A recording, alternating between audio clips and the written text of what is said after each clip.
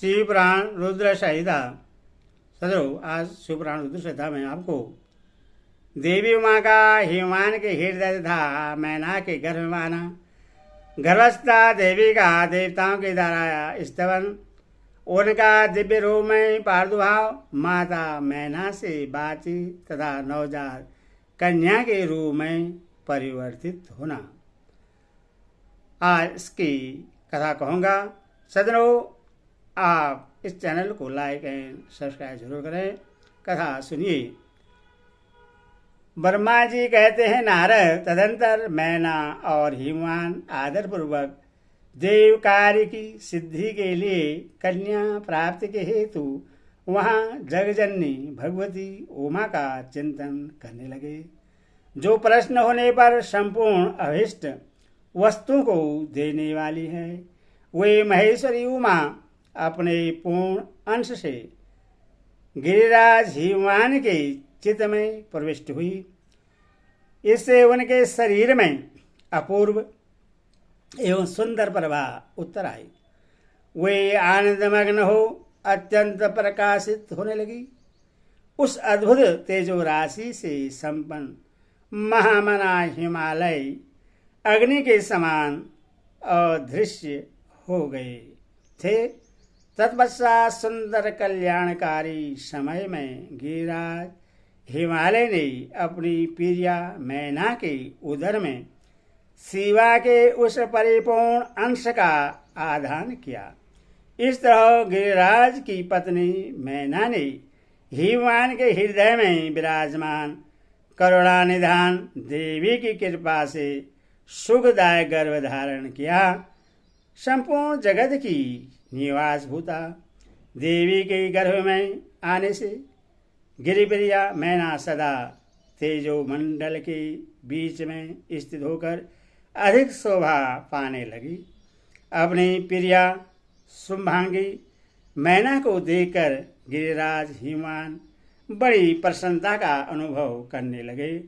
गर्भ में जगदम्बा के आ जाने से वे महान तेज से संपन्न हो गई थी।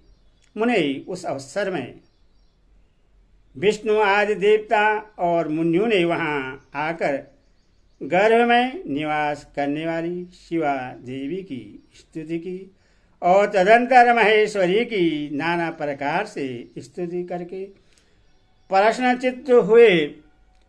वे सब देवता अपने अपने धाम को चले गए। जब 9वां महीना बीत गया और 10वां भी पूरा हो चला, तब जगदम्बा कालिका ने समय पूर्ण होने पर गर्भस्थ शिशु की जो गति होती है उसी को धारण किया अर्थात जन्म ले लिया। उस अवसर पर आगा शक्ति सती साध्वी शिवा पहले मैना के सामने अपने ही रूप से प्रकट हुई।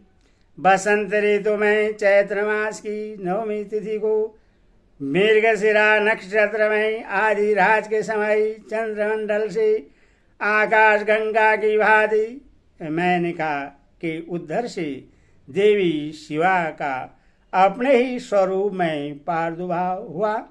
उस समय संपूर्ण संसार में प्रसन्नता छा गई। अनुकूल हवा चलने लगी जो सुंदर, सुगंधित एवं गंभीर थी। उस समय जल की वर्षा के साथ फूलों की वृष्टि हुई। विष्णु आदि सब देवता वहां आए। सबने सुखी होकर प्रसन्नता के साथ जगदम्बा के दर्शन किए और शिवलोक में निवास करने वाली दिव्य रूपा महामाया शिव कामनी मंगलमयी कालिका का माता का स्तवन किया।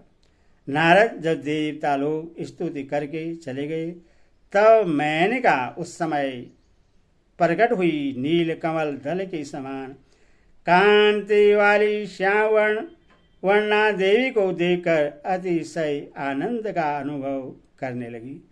देवी के उस दिव्य रूप का दर्शन करके गिरिप्रिया मैना को ज्ञान प्राप्त हो गया। वे उन्हें परमेश्वरी समझकर अत्यंत हर्ष से उल्लसित हो उठी और संतोष पूर्वक बोली।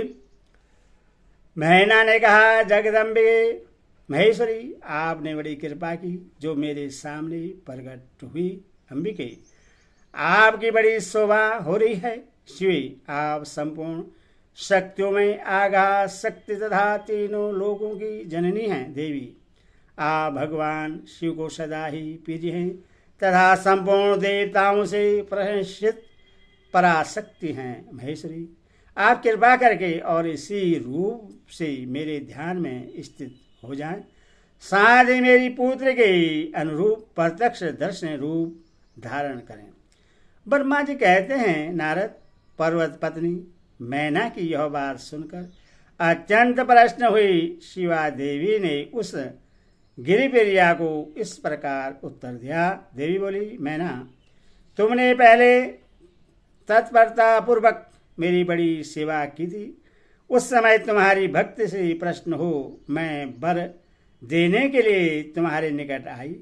वर मांगो। मेरी इस वाणी को सुनकर तुमने जो वर मांगा वह इस प्रकार है, महादेवी, आप मेरी पुत्री हो जाएं और देवताओं का हित साधन करें। तब मैंने तथास्तु कहकर तुम्हें सादर यह वर दे दिया और मैं अपने धाम को चली गई। गिरिकामनी, उस वर के अनुसार समय पाकर आज मैं तुम्हारी पुत्री हुई हूँ। आज मैंने जो दिव्य रूप का दर्शन कराया है उसका उद्देश्य इतना ही है कि तुम्हें मेरे स्वरूप का स्मरण हो जाए, अन्यथा मनुष्य रूप में प्रकट होने पर मेरे विषय में तुम अनजान ही बनी रहती। अब तुम दोनों दंपति पुत्री भाव से अथवा दिव्य भाव से मेरा निरंतर चिंतन करते हुए मुझ में स्नेह रखो, इससे मेरी उत्तम गति प्राप्त होगी। मैं पृथ्वी पर अद्भुत लीला करके देवताओं का कार्य सिद्ध करूंगी। भगवान शंभु की पत्नी होंगी और सज्जनों का संकट से उद्धार करूंगी। ऐसा कहकर जगत माता शिवा चुप हो गई और उसी क्षण माता के देखते देखते प्रसन्नतापूर्वक नवजात पुत्र के रूप में परिवर्तित हो गई। ओम नमः शिवाय।